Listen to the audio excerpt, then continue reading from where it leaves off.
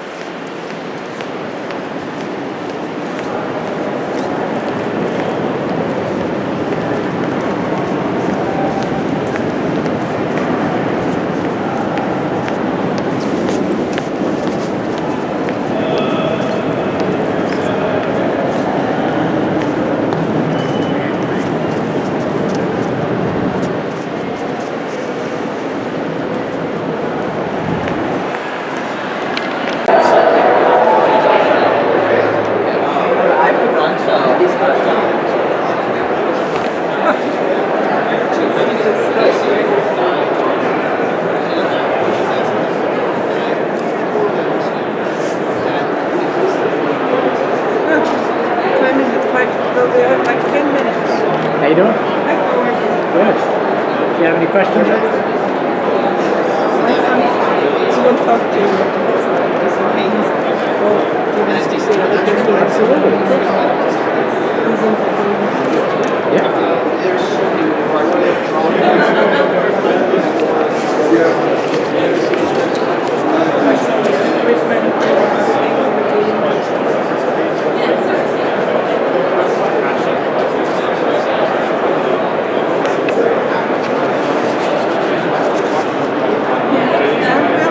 Thank you so much. Oh, absolutely.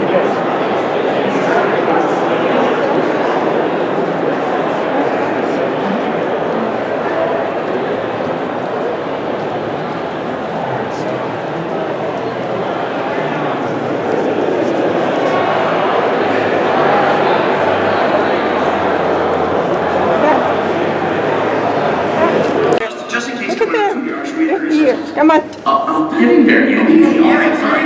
I have control. When I say go, which will be after we introduce ourselves, in case Andy's anxiety is taking over, we have two microphones. We have left and right. And we're as best as we can, we're going to go left, right, left, right, left, right, left, right. Unless one of them runs out, because it might be like right, right, until some people line up and you get it. So what we'll probably do is we'll introduce ourselves, and then I'll lean down on this mic and say, go. And then y'all walk, not run. Please, because if you get injured, I have to deal with it. Go to the microphone. So think of your questions. While you are in line, if you are worried you're going to forget your question or something like that, then write it down. And in addition, if you have like context to your question, usually we don't need as much context as you think we do, so ask your question. So, all right, we're going to start introducing ourselves. Just so I can mess with the camera guy all the way over there. You can see them on the screen now. I already did, so no, we're going all the way that way. It's I was looking over here. There's a small chunk of dried spaghetti right on the end of this table for no reason. Hi, my name is Derek Hudson.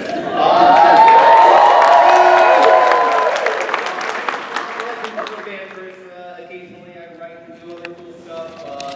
I play Bitsy. We're not doing the recent line, right? No, we don't have any line. Celebration. Derek started as a celebration. Popcorn king. Go. Fudge. I'm Kelsey. Hi. Quite as much as I'd like to be, but I'm here now. That's just like your toxic ex.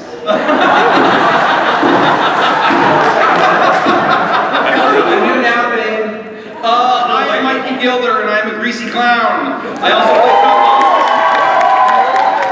Much better here than in the Daggermark panel. definitely didn't get as many laughs on that. It's very funny. I laugh. Oh, thank you. I'm glad you did all the time. Yes. I need no introduction. That's very funny. Oh my God. Okay. My name is Andy Flynn, and I play Torbeck. Hey everybody, my name is Mace Capri. I play Gideon, and I eat cake. Hey, what are you doing? Come to the mic. I'm Richard Gilder. I'm the forever player. I think I have like 38 PCs. Yeah. I'm producer Rick. I'm also the CEO of Legends of Avantris Entertainment, actually. Yeah. And I'm excited for this panel, and as we said, moderated by our wonderful attorney, Noah Dennis.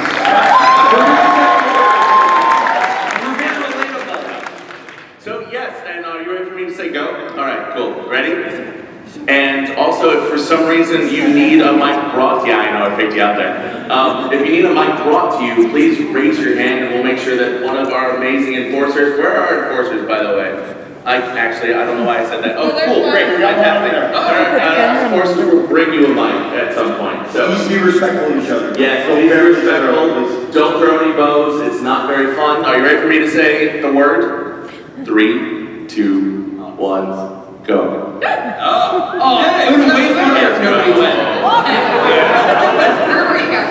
course, it'd be the people in the front row. That makes perfect sense, actually. The greatest race. No, we're not going to do. That's actually trademarked. We don't do that. The most dangerous game. No, that's enough.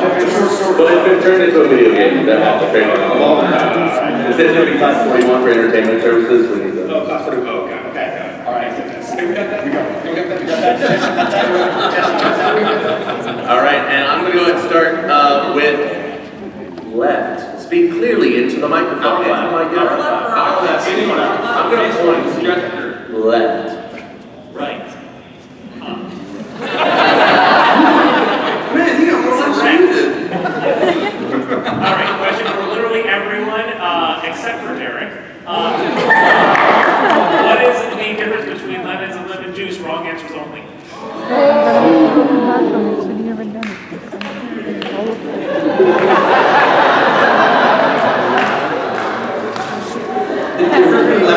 This is such a Derek question.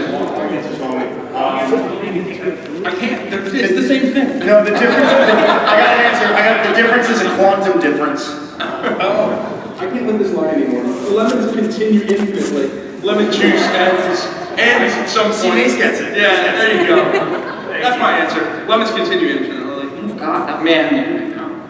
My answer is that I have a really good answer, but I will not say it publicly on camera. It's really funny. I noticed that. It's very funny. Can I PSA before the next question? It's hard for us to hear you, so speak into the mic loudly. Understood. Everything's in. Thank you. And actually, I'm going to say the same for our panelists. Speak directly into the mic. Oh yeah, you two know. I heard you there. Good. Yeah, I know. I use my inside voice. All right, thank you. Anyone's going to answer that? Thank you. All right, cool. Right.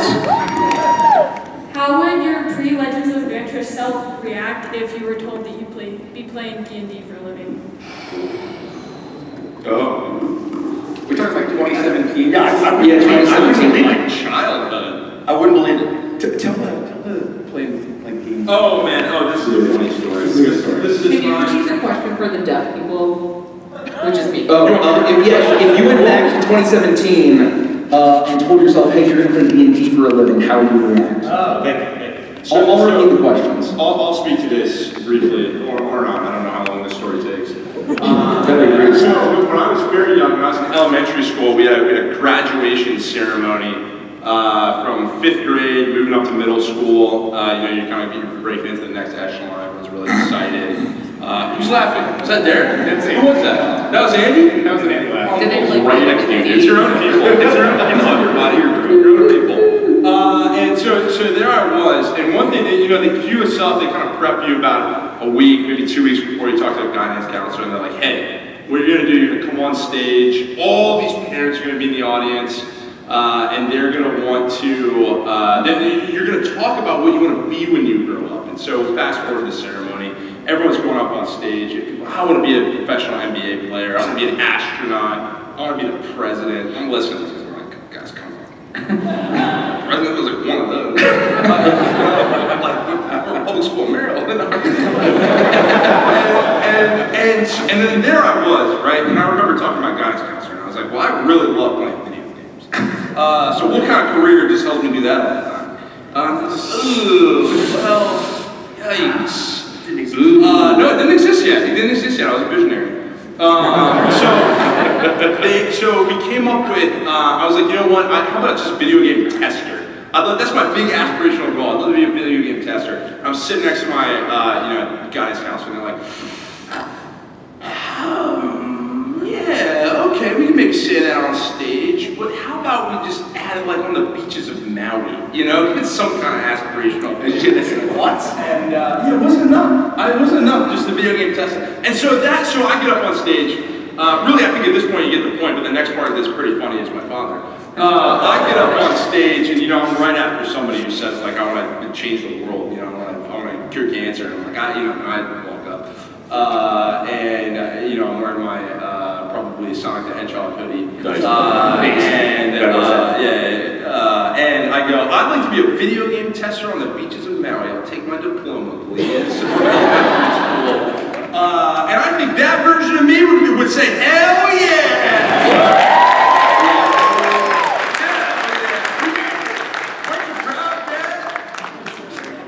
What I'll say is, that was a long story, so we can kind of maybe all be brief. Oh, sorry. Is where if me today showed up to 2017 Mikey and said, hey, you're going to, right in front of him, and said like, hey, you're going to play D&D for a living, he'd say, wow, you really let yourself go.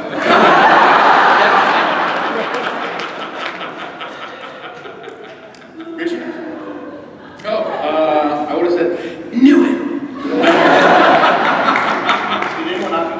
I didn't go, but my answer is Mikey's. I'd be like, how are we going to pay your bill?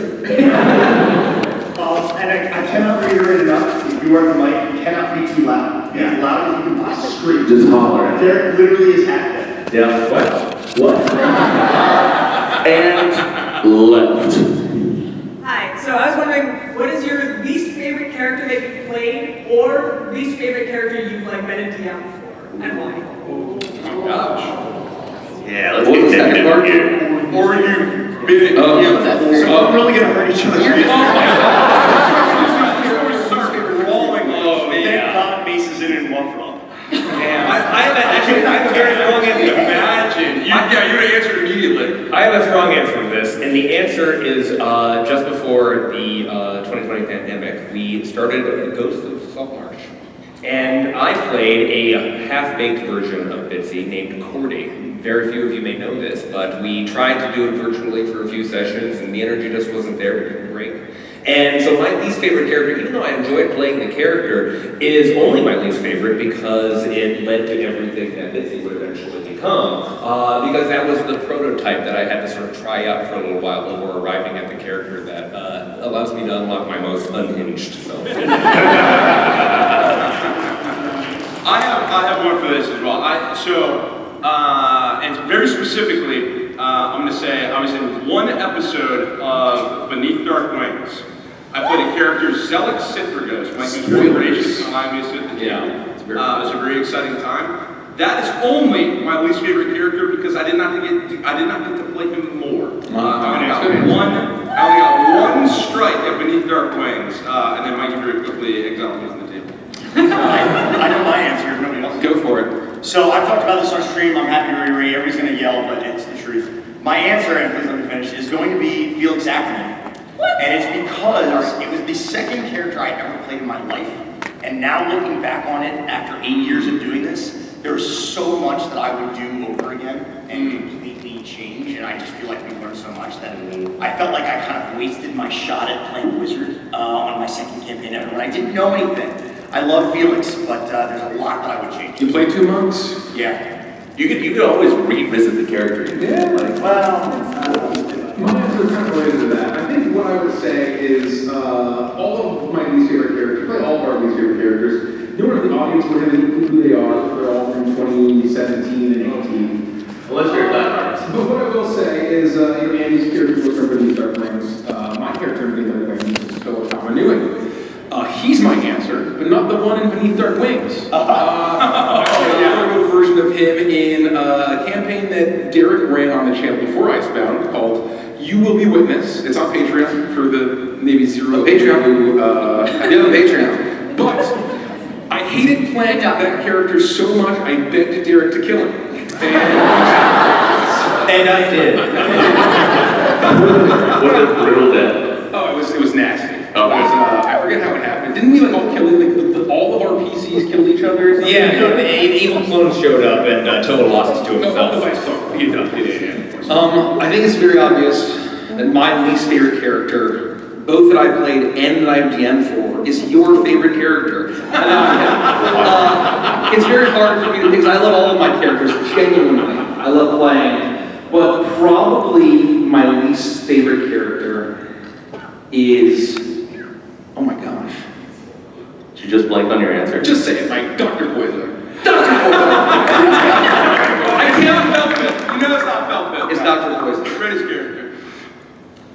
I think my answer is pretty similar to Andy's, where it's Annulin is my least favorite because she was the first one, and she's like kind of just me. She's like all of my like social anxiety of trying to RP for the first time into a character, and like now I got it out of my system. Isn't it like everybody's like least favorite character though? It's the one that's the expression of your darkest self. Exactly. Right. I haven't felt that character yet. Yeah. It's from Prime. Watch Prime. What? Phenomenal. Great question. All right, and right. Okay, got a squat. Even more. Tilt that mic. There you go. That's better. All right, so what is a like subgenre of fantasy you guys haven't touched yet, and that you would want to really play? And would you make a new character or port somebody into it? And if you ported, who would it be? I have an answer for this, and I think the answer to the second part of it changes. If it is a one-shot or a mini campaign, I think I would like to port probably a character and reimagine them. They eventually become their own character in that way. I would have said the genre of fantasy that we haven't done that I wanted to do was Weird Wild West, but we recently completed a campaign called You also have a Dagger on panel. I talked about that briefly. I think we've already done High Seas. I want to steal the one that I know that you're going to say. It's urban noir. Derek and I have been talking a lot about urban noir. And I think that I want to to Derek because that is the one that I am really craving. Is it fair to say when, not if? I think it is fair to say that. We've done a number of the Galtica series. Some of you may have watched The Mighty Trunks or perhaps Cuttlefish Sweepstakes. And those are very shenanigan-esque versions and views of what it would be like to do something urban. But I would love to do it for a heart attack. I would love to sit down and do a true proper, the scope is the city. The city is a character as much as the other PCs, soup to nuts. That would be my dream. Cool. Good answer. Anybody else got an answer you feel as good about? Going once? I think that's just correct. Yeah. Great New question. characters for that campaign. And left. Hi, it's Mini Pixel again.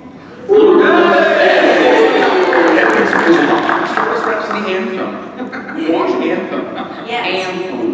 I was wondering if there was a possibility that in the future we might have Stardust Rhapsody Anthem dice and or plushies. What was the last part of that question? Plushies. Or plushies and or. Maze, what? Oh, Maze needs to answer this. No, makes sense. Maze, do what your heart tells you. We think about, if you've thought about it, we've thought about it. I'm not saying yes is the answer. We're not saying no. I'm not saying no is the answer, but if you've considered it, we've considered it. Late November, early December is a cool time of just year. keep your eyes. The holiday season is pretty cool, folks. If you see us in the streets taking photos, we might probably answer your question. Just know it's our favorite campaign. Yes, just know I GM it and I also make the products. Yeah. This is not an announcement. Legally not an announcement. Not an announcement. Not legally, yes. Well, yeah, this is not legally binding. There's no obligation created by this answer. Any disappointment you carry is your own problem.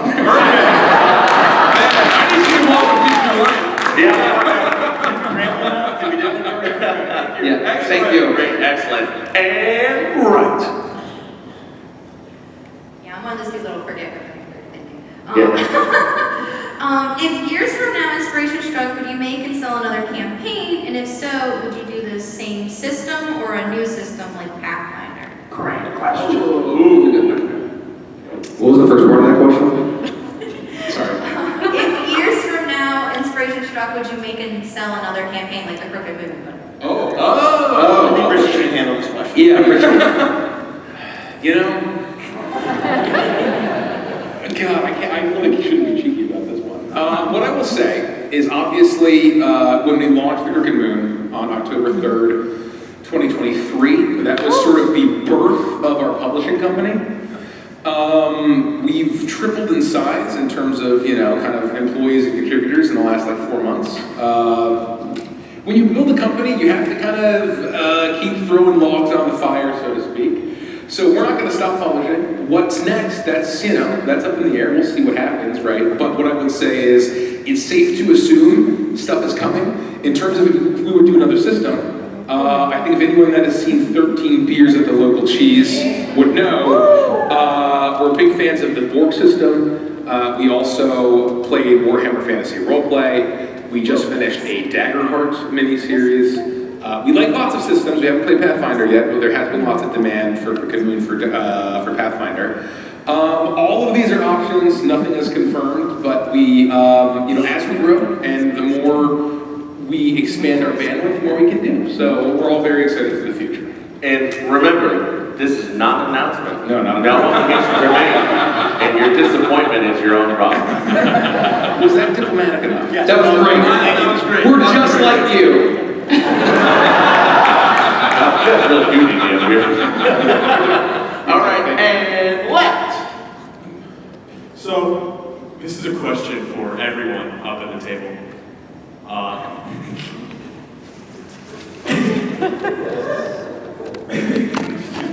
You're fine. Why was 6 afraid of 7? Oh, Jesus. Okay, we're gonna go down the row one at a time, starting with Derek. And if any of you do a meme, and we know which one. A meme? Don't worry about it. Derek? Was? What? Oh no! I don't have an answer to that question. Why is 6 afraid of 7? Why is 6 afraid of 7? Yeah. I don't know. I was trying to do a bit. That is that's Derek's answer. Yeah. Well, you've got it. I have no good answer except my niece and my nephew do the 6. I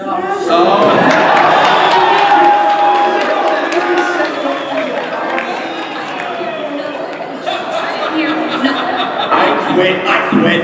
No, you can't quit. You quit? You call it.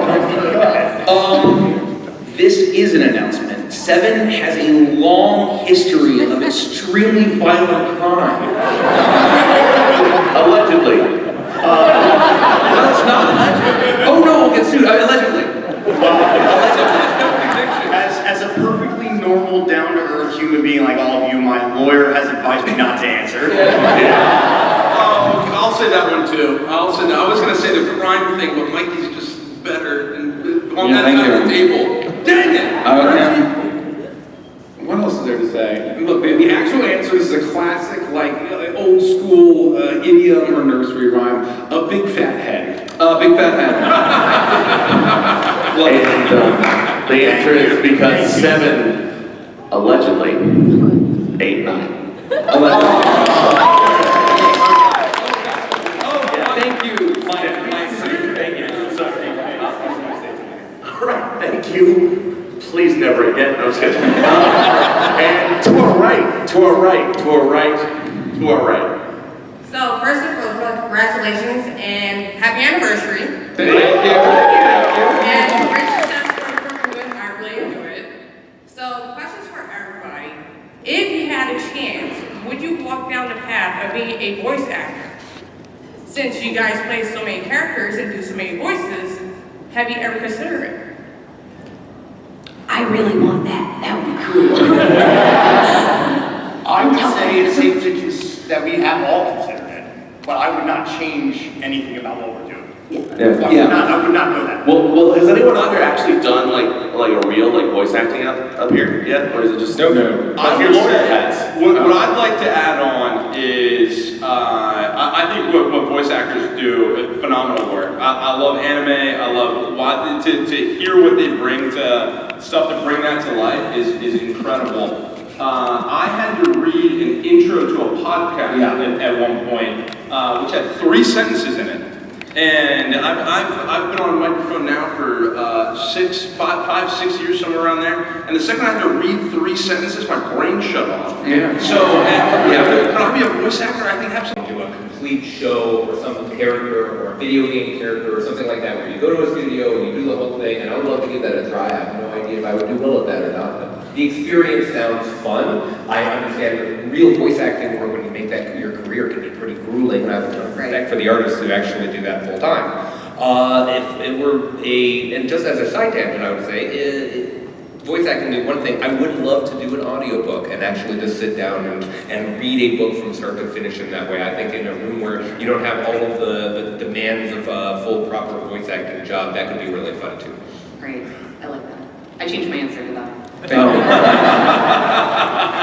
think, guys, just think about it. You do all have reels, essentially, so we could start spinning for voice acting. If you're interested. With time. Yeah. You want to 30-hour day, then we're good. Exactly. And my third answer to this question is I would love to just have one line in Grand Theft Auto, so that as you're driving down the sidewalk, you hit someone and you hear.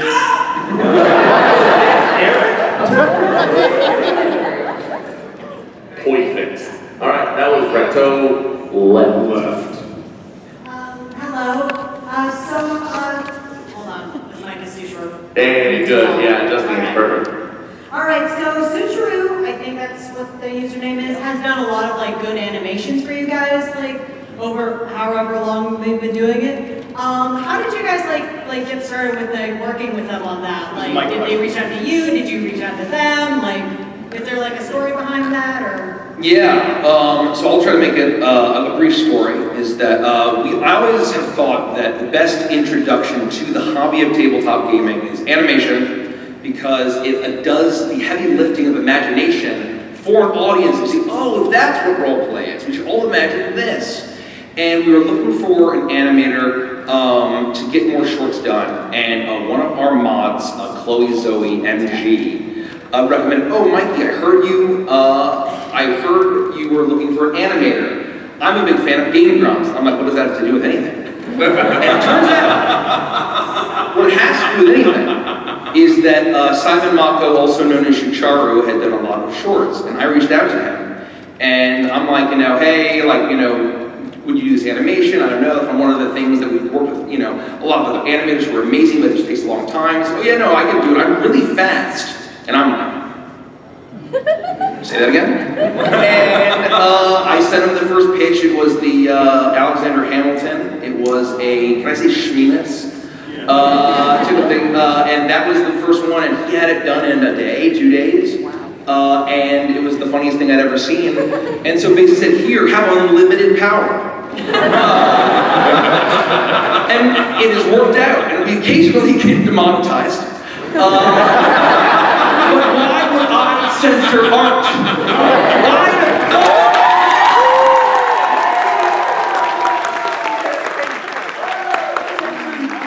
A genius Danish animator who animates in Flash literally in 2025. It's been an amazing collaboration. He loves working with us. We love working with him. We love Simon. So that's the story. Good answer. Also did several merch designs for us. Oh, yes. Find ourselves, Check out our booth. find the booth, you can pick up some of his work. 3942. And while you're there, you can pick up this book. Yes. Platinum. Yes. All right, and When is Prime coming back, you wee shites? Oh, man. No, I think you take this one. No, this is why we got you. First off, aggressive. It will return. in some form, I would say diplomatically, because I'm very relatable. I think we don't have any current plans. I think it's one of those things where we're already at a point of Witchlight where we're so far in that no one's really seen past like the Jabberwock, for those who know that. Like very few people have. And so it's very difficult to say, hey, we want to do this new thing. You have to watch 91 episodes. Yeah. And also through the worst audio quality in the history of actual plays. We lost the whole episode. And also like heavy metal remixes of We Are Number One from Lazy Town. Undertale. It was a different time. So we all need to figure out the best way to do that, and get people caught up, and we just haven't figured out the right way. But once again, it is on our mind, but no answer. Just to layer onto that, and I think we joke a lot of times about things being canceled. Like nothing's actually canceled. It will eventually finish. That's it. Eventually. I also need to chime in. That is an alleged cover of We're Number One. Yes. No copyright infringement has occurred on the show. Not once. Oh, no, never. Yeah. Not even close. And certainly not Disney with Pirates of the Caribbean. It's the lights. It's the lights. No, stop talking. And allegedly. Yeah. Anyways, I need to teach you a word. White lights. These are white lights.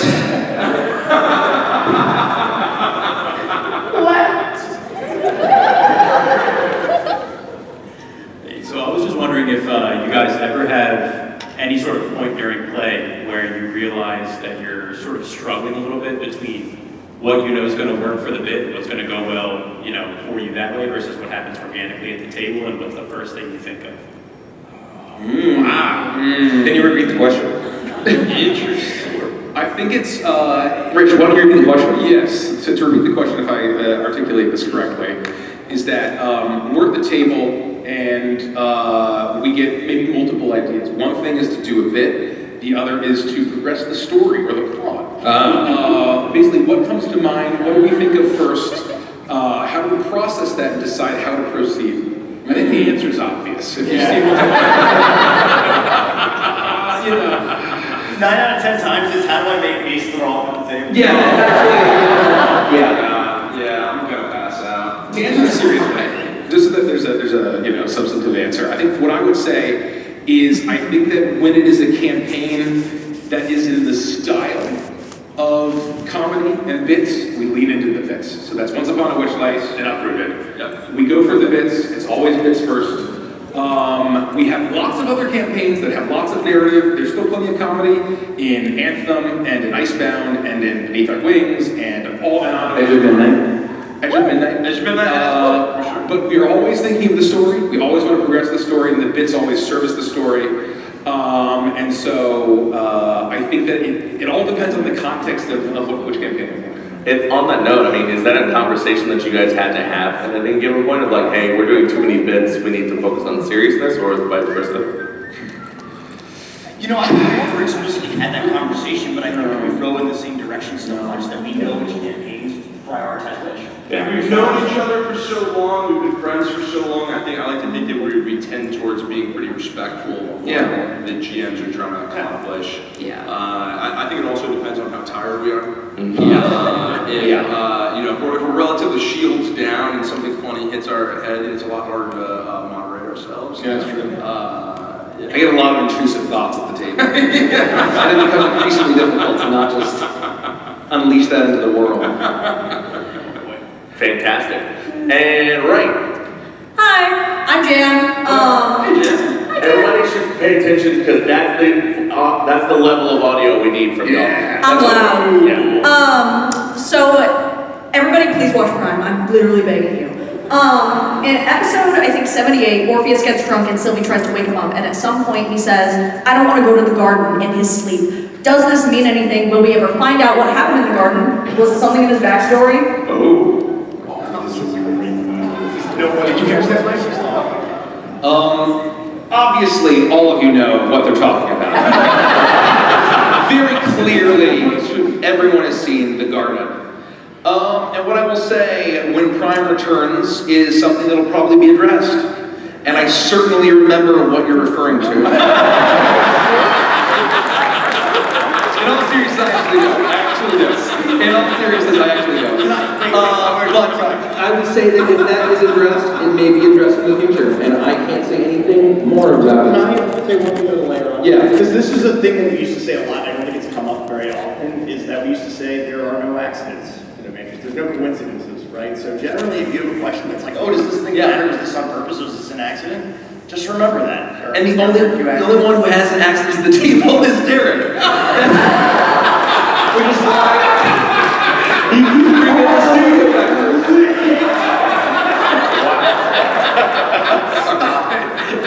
Stop. That is the result of 5 years of that joke. 5 years of that joke. Oh, thank you. Also, happy 10th anniversary, Prime. Thank you. Yeah. 2 weeks, 3 weeks. All right. On that note. Left. Hello.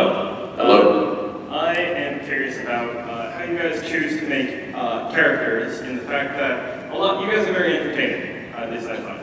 And oftentimes you guys have major parts in your characters, so like Rico in the tuna sub meatball, the meatball sub, and the costume skit in early Witchlight and such like that. What is your favorite way to develop these quirks? And how do you choose to usually try and exploit these ones? Is it collaborative most of the time, or is it just field? So, I'm going to jump on this one. Please. We have Can you reset the sentence? Yes, so the question is, part of the question, and I'm doing my best here on this, surprise, is how do we go about creating our characters? Yep. How collaborative is the process? How do you, as a PC, utilize the weird quirks that you come up with? Like the tuna sub, Oh, yeah. Rickles, all these crazy things. I'll start by just saying that we have done panels in the past about the patented Avantris character creation process. Over the years, we've gotten way more collaborative with creating our characters as a group. And what I'll say is that when we're creating characters, it's not necessarily these quirks or these bits or these funny things first. They are the result of creating well-rounded, deep characters that feel real. And then the comedy and the quirks kind of come from that. But our character creation process is very, very collaborative. And if you do become a patron, we had a talk show for a while that we did for patrons, where we actually talked very in depth about the character creation process. It's multiple steps, and you can learn about the whole process there. I think we lean towards the organic.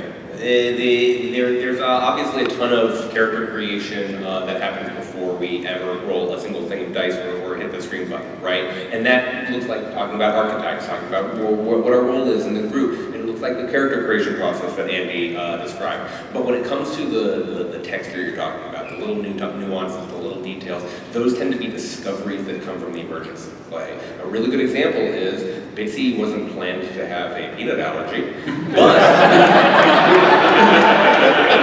but that came up and it was like, yes, this is correct. And it ended up being some of the funniest stuff. And it's the principle of yes and. Yeah, from an editor's point of view, is very important to us, for sure. And by the way, the patented process isn't actually being patented, it's being copyrighted. Come on, man. I need to teach you what patent is, Andy.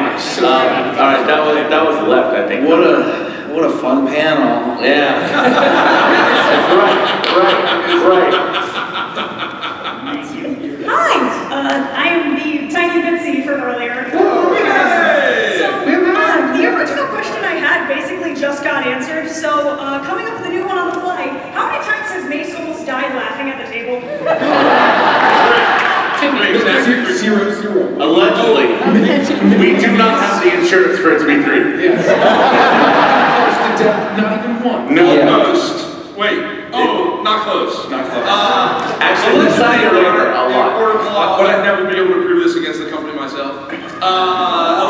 Allegedly, as close. You start describing my heart attack symptoms. No, yeah. No, he doesn't. One of my favorite moments is a video of me at home watching my computer screen because the night Mikey did Chuckles, Richie did a cut and sent it around. It was like 10 minutes. And I was at home watching the video of him doing chuckles, of me laughing at him doing chuckles, and I was laughing so hard I passed out at home.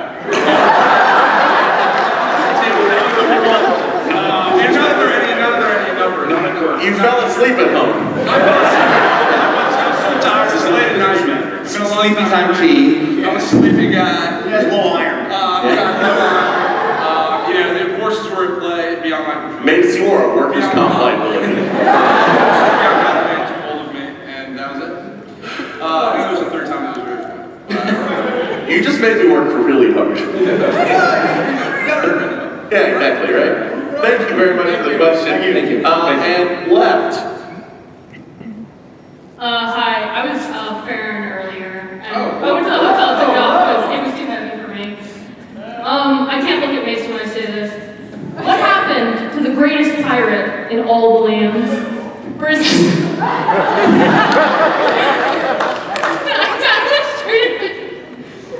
For his name is whispered in fear, and his image enough to cause his own mother to weep.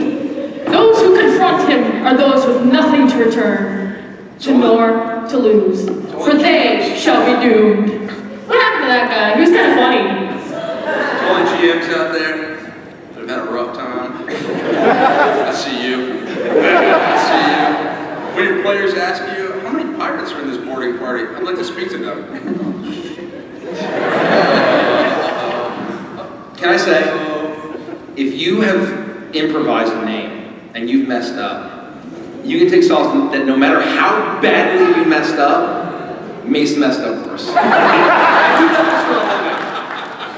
had the record for a long time, Mason. You just stole it from me. You know, the context of what we're talking about? The critical learn is to never correct yourself quickly in the moment, because it doesn't help. So for those who may not know, Stardust Rhapsody Anthem, are we allowed to say the word? Yeah, say it. Okay. Just don't get any worse than that. Yeah, and so basically, One time.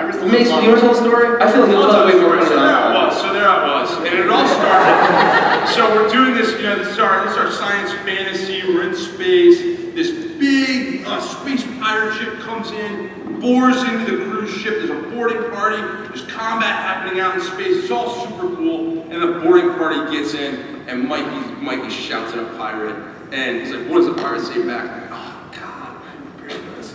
And then I just go, oh, I'm here to pirate you.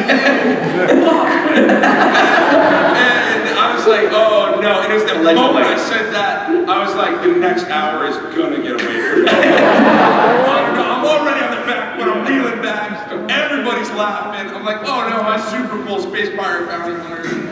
in and correct it. The second anyone else responded in character, it was over, locked canon. There's no going back. Well, your brain's going fast. And he had 1 millisecond, and then the time passed, and that was it. It's gone. And so, to answer the question, he died on the way back to his homeland.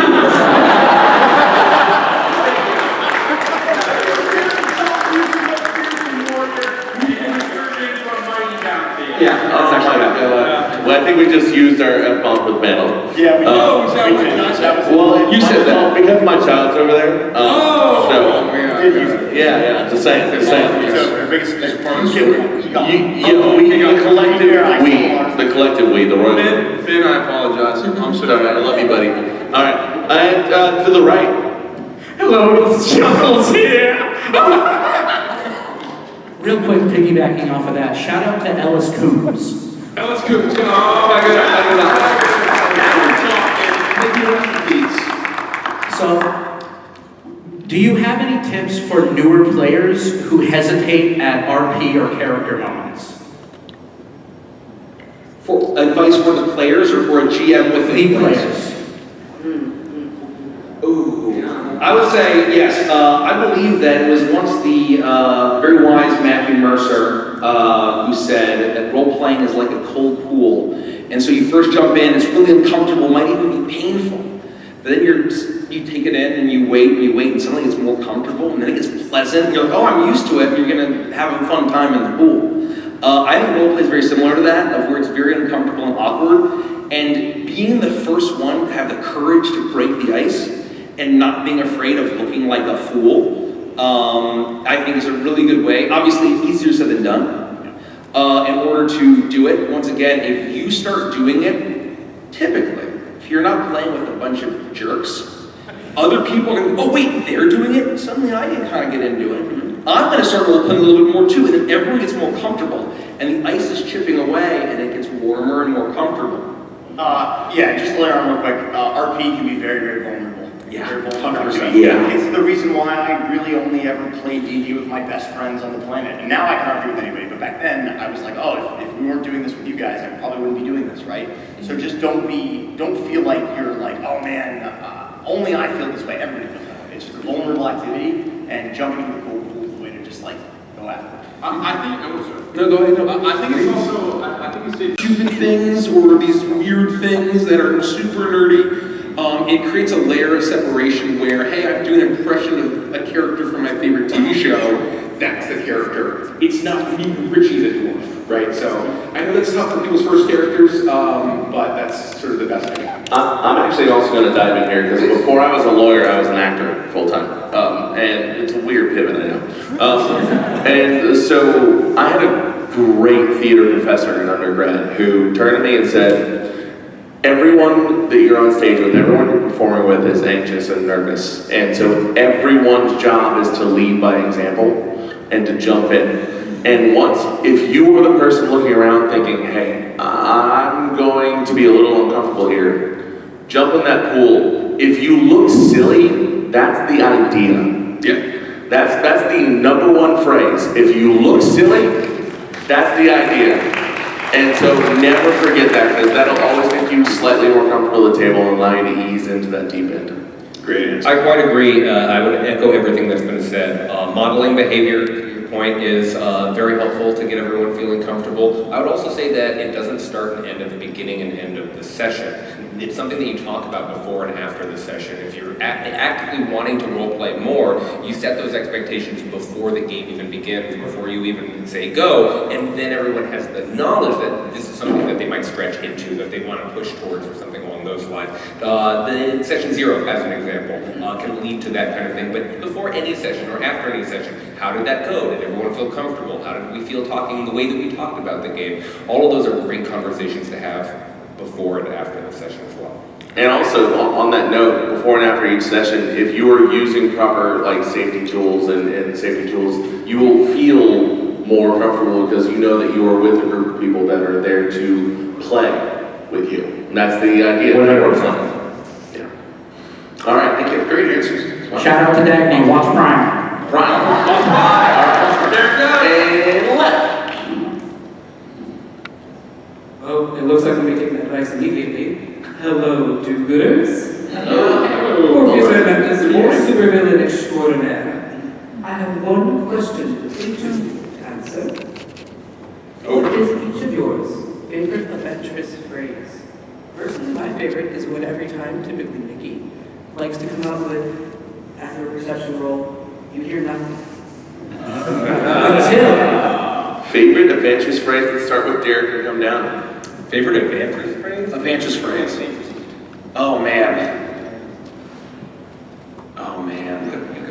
My freaking legs. I think we don't do that. And on that note, I think my favorite is we paid that invoice.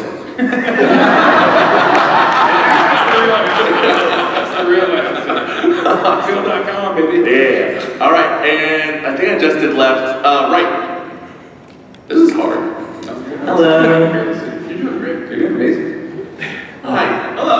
Hi. Sorry, I blanked on my question as soon as I stepped up.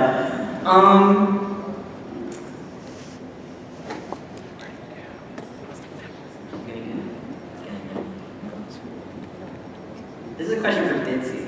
There we go.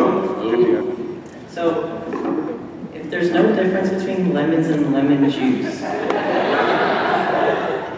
what happens to oranges and orange juice? Well, obviously, orange juice comes from oranges. What are you talking about?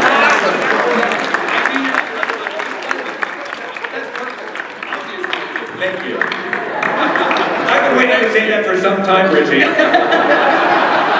That's another very good yeah. It's literally 50%, 80% Derek quotes. Oh my God. Left.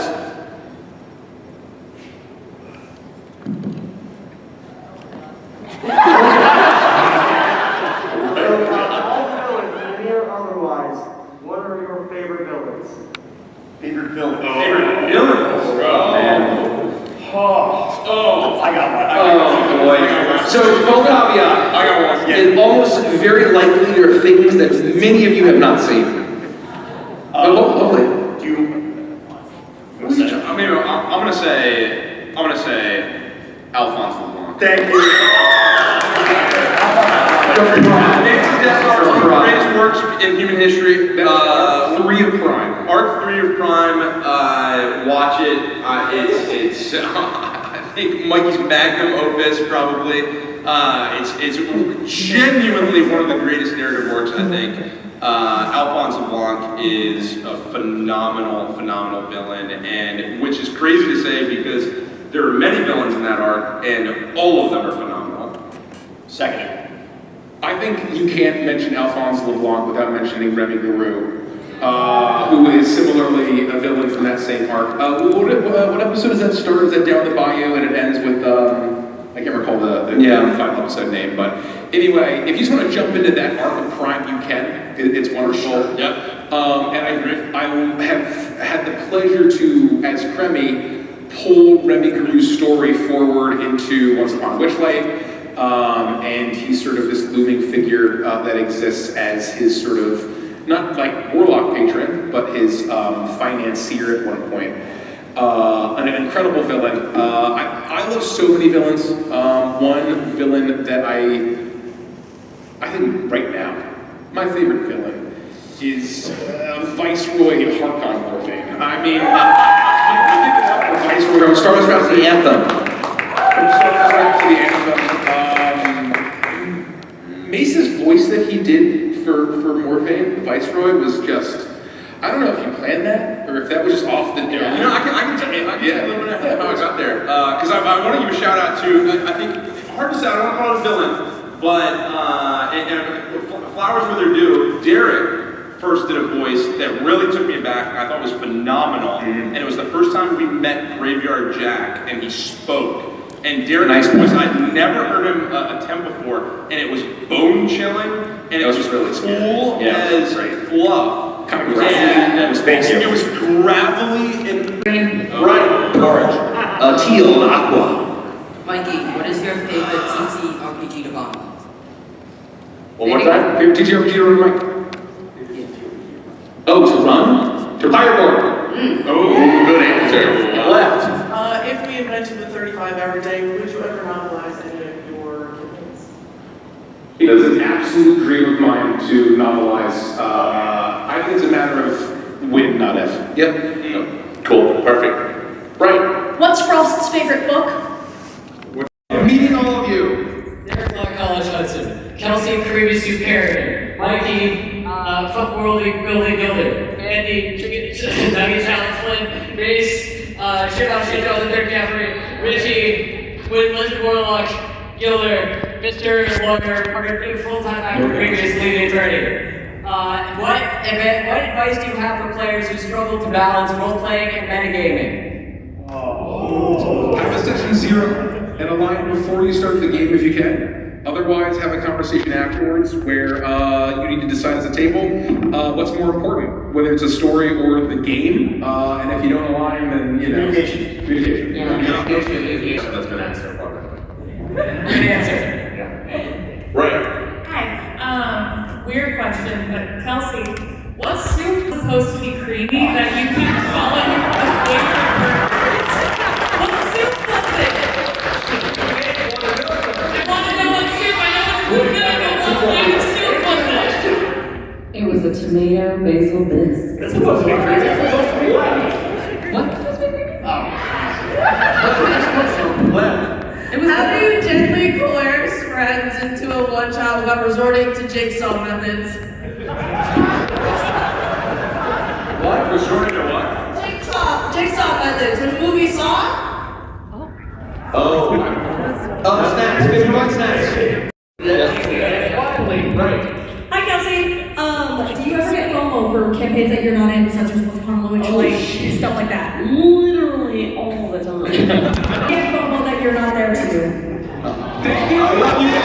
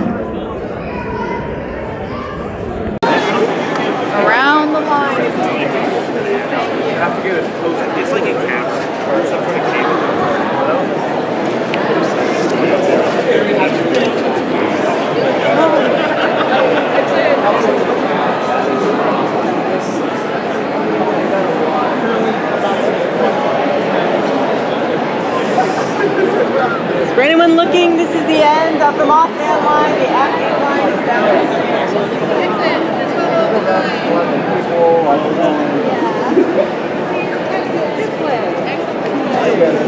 I've done that.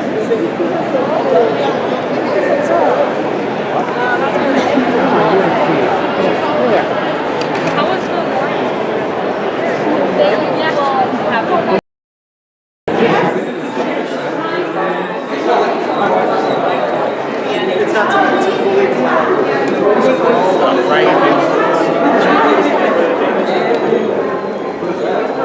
Think of the second book.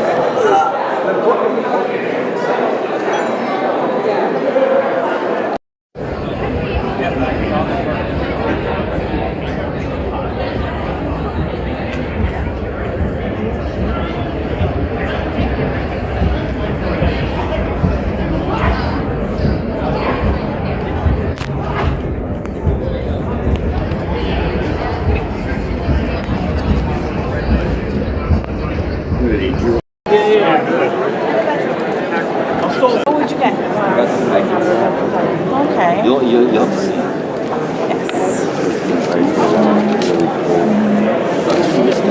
Yeah, I know. Oh, look. No, look at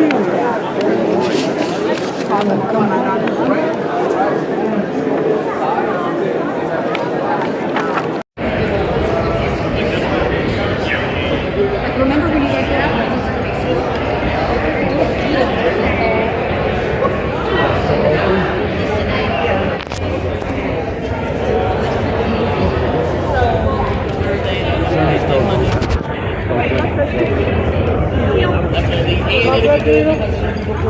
He's a lover.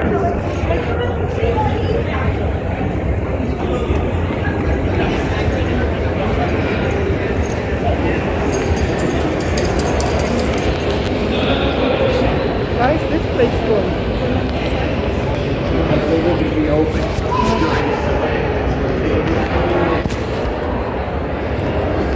You know how much money they would have?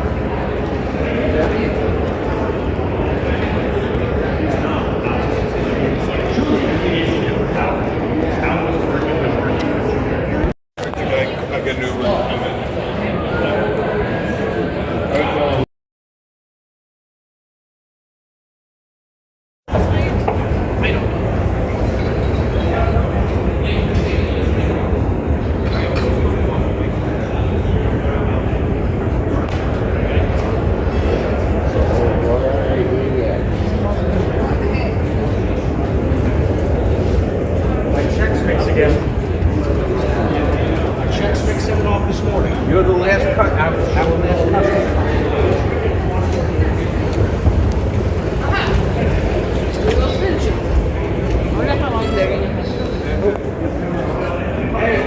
Exit out that way for me.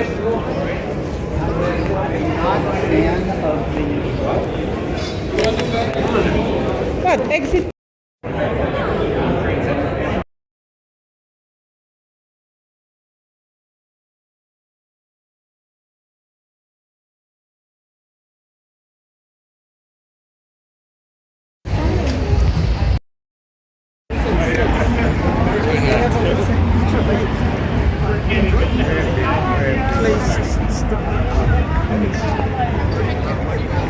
Let's go, sweetie. Let's go. You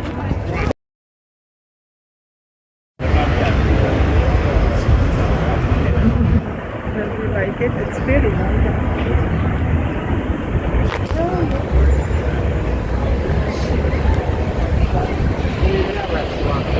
This is the T-ball thing.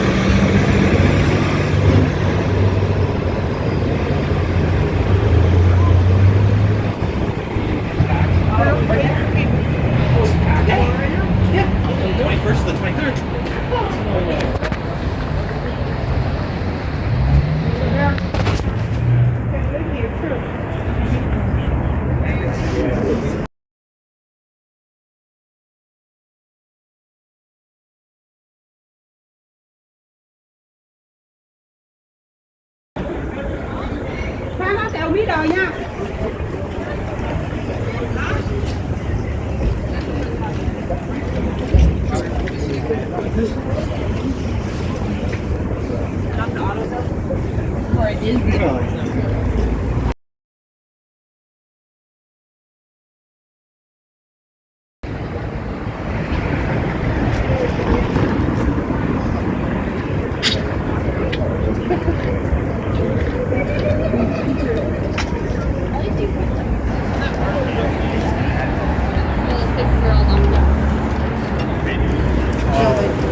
That's to get to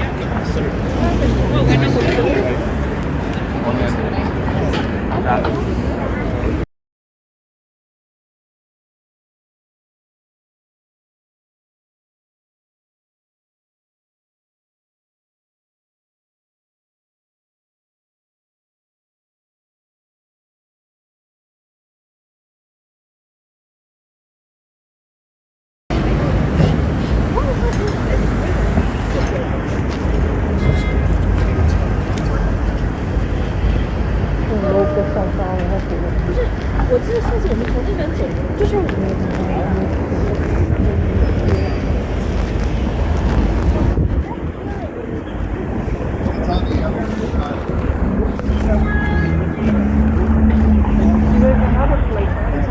There's a corner there. This is the 12th to the entrance, right? Vivian, what are you doing? Or is it the other side?